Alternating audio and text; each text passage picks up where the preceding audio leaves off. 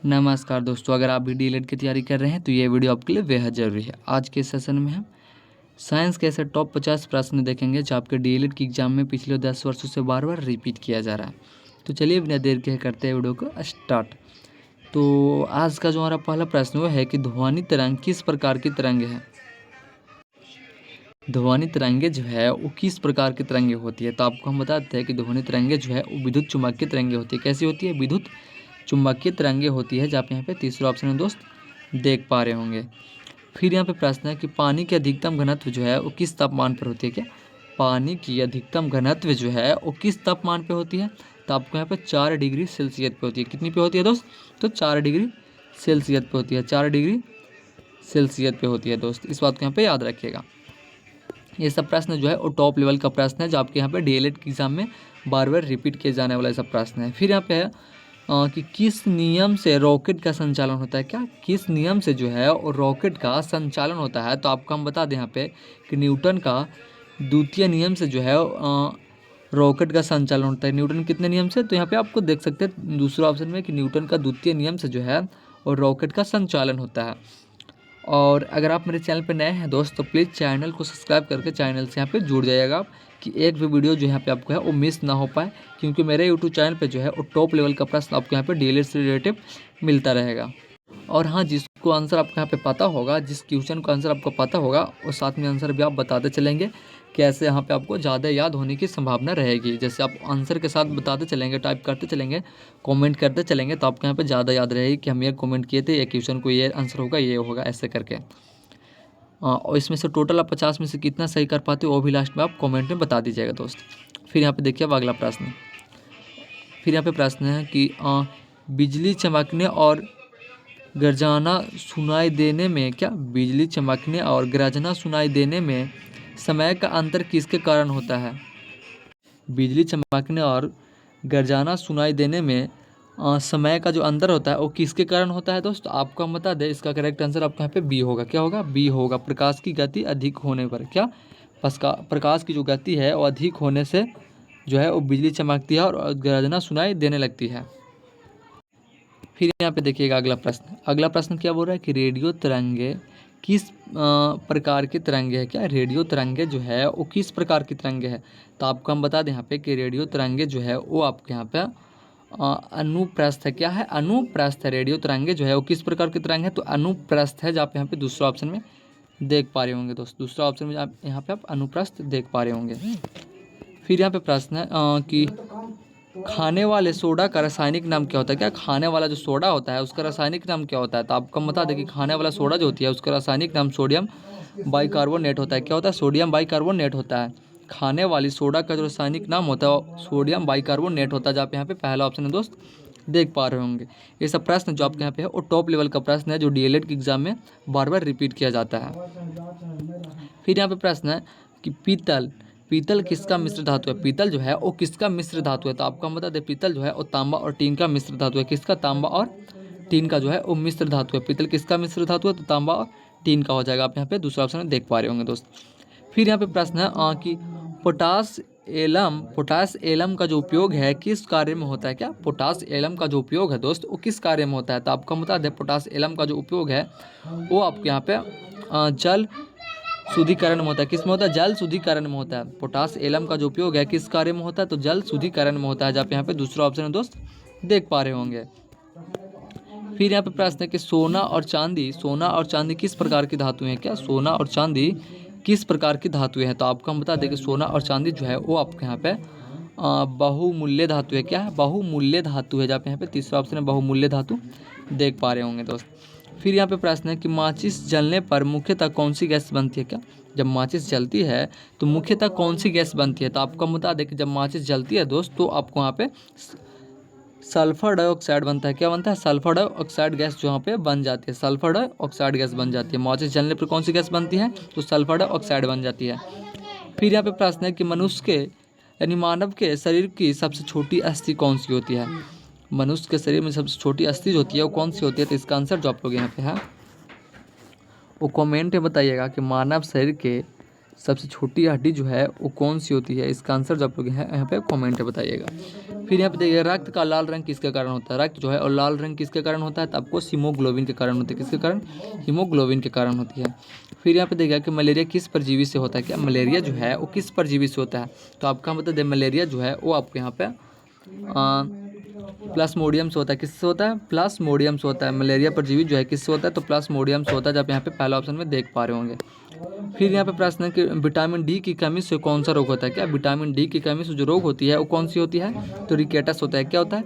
Rickets होता है। Vitamin D की कमी से जो रोग होती है वो क्या होता है? तो रिकेटस होता है दोस्त, जो आप यहाँ पे तीसरा ऑप्शन में जो है रिकेटस देख पा रहे होंगे। ये सब क्वेश्चन जो है यहाँ पे टॉप लेवल का क्वेश्चन है, जो आपके डीएलएड के एग्जाम में बार बार आती है।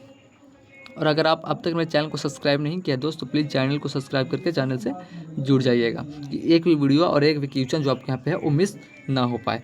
फिर यहाँ पे देखिए क्वेश्चन है कि इंसुलिन कौन सी ग्रंथि बनाती है? क्या इंसुलिन जो है वो कौन सी ग्रंथि बनाती है? तो आपको हम बता दें कि इंसुलिन जो है वो आपके यहाँ पे अग्नाशय बनाती है। क्या बनाती है? अग्नाशय बनाती है। इंसुलिन जो है वो कौन सी ग्रंथि बनाती है? तो आपके यहाँ पे अग्नाशय बनाती है, जो आप यहाँ पे दूसरा ऑप्शन में देख रहे पाओगे। फिर यहाँ पे प्रश्न पूछा दोस्त, पर्यावरण व समान विज्ञान से यहाँ पे प्रश्न देखेंगे कि अम्ल वर्षा मुख्यतः किस गैस से होती है? क्या अम्ल वर्षा जो है वो मुख्यतः किस गैस से होती है? तो आपको यहाँ पे CO2 क्या CO2 और NO2 से होती है। किससे होती है? SO2 और NO2 से होती है। क्या? CO2 और NO2 से होती है। इस बात को यहाँ पे याद रखिएगा। फिर यहाँ पे प्रश्न है कि ग्रीन प्रभाव के लिए सबसे ज़्यादा जिम्मेदार कौन सी गैस है? क्या ग्रीन प्रभाव के लिए जो सबसे ज़्यादा जिम्मेदार गैस है वो कौन सी है? तो आपको यहाँ पे CO2 हो जाएगी। क्या हो जाएगी? CO2 आपका यहाँ पे हो जाएगी। फिर यहाँ पे प्रश्न है कि सौर ऊर्जा किस प्रकार की ऊर्जा है? क्या सौर ऊर्जा जो है वो किस प्रकार की ऊर्जा है? तो आपको हम बता दें कि सौर ऊर्जा जो है वो आपके यहाँ पे प्रकाशीय उष्मीय होगा। क्या होगा? प्रकाशीय प्लस उष्मीय होगा। सौर ऊर्जा जो है वो किस प्रकार की ऊर्जा है? तो प्रकाशीय प्लस उष्मीय होता है। इस बात को यहाँ पे याद रखेगा। फिर यह प्रश्न है कि बायोगैस का मुख्य घटक कौन सा है? क्या बायोगैस का जो मुख्य घटक होता है वो कौन सा होता है? तो मीथेन होता है। कौन सा होता है दोस्त? तो आपके यहाँ पे मीथेन होता है। बायोगैस का जो मुख्य घटक होता है वो आपके यहाँ पे मीथेन होता है। क्या होता है? मीथेन होता है। फिर यहाँ पे प्रश्न है कि पृथ्वी पर जीवन के लिए आवश्यक सबसे महत्वपूर्ण गैस कौन सी है? पृथ्वी पर जीवन के लिए जो सबसे आवश्यक महत्वपूर्ण गैस है वो कौन सी है? तो आपको यहाँ पे ऑक्सीजन हो जाएगी। क्या हो जाएगी? ऑक्सीजन हो जाएगी, जो आप यहाँ पे पहला ऑप्शन में देख पा रहे होंगे दोस्त, ऑक्सीजन। फिर यहाँ पे प्रश्न है दोस्त कि लेंस की फोकस दूरी छोटी होने पर लेंस किस प्रकार की होगी? क्या लेंस की जो फोकस दूरी है वो छोटे होने पर लेंस का जो प्रकार है वो किस प्रकार हो जाएगी? तो आपको यहाँ पे जो लेंस का प्रकार है वो अवतल हो जाती है। क्या हो जाती है? अवतल हो जाती है, जब यहाँ पे पहला ऑप्शन में देख पा रहे होंगे।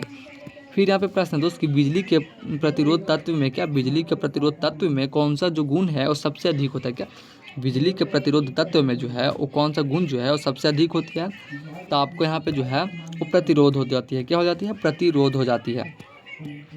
फिर यहाँ पे प्रश्न को देखिएगा कि चुंबक के दो विपरीत ध्रुवों के बीच बल कैसा होता है? क्या चुंबक के दो विपरीत ध्रुव जो होता है उसके बीच जो होता है वो बल कैसा होता है?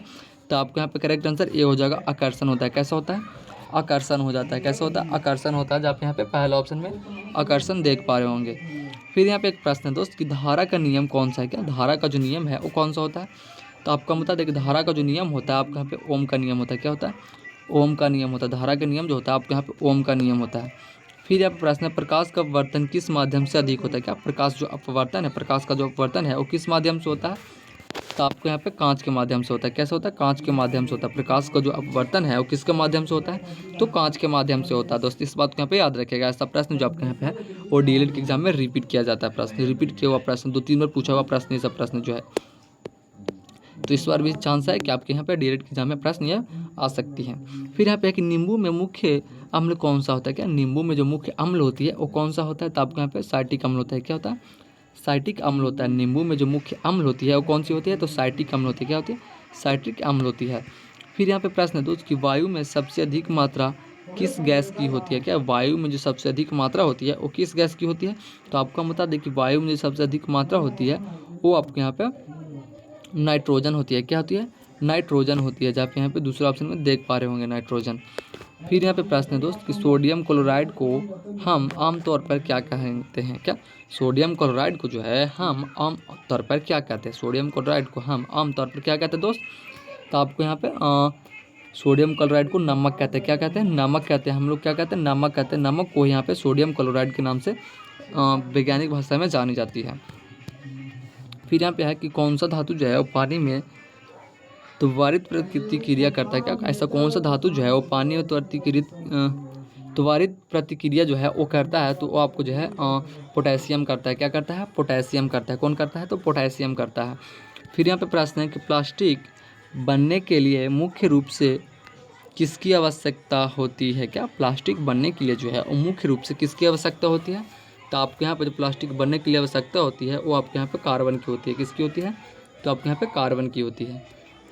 फिर यहाँ पे प्रश्न है दोस्त, बायोलॉजी के 2-4 प्रश्न देख लीजिएगा कि मानव शरीर में सबसे लंबी नस कौन सी होती है?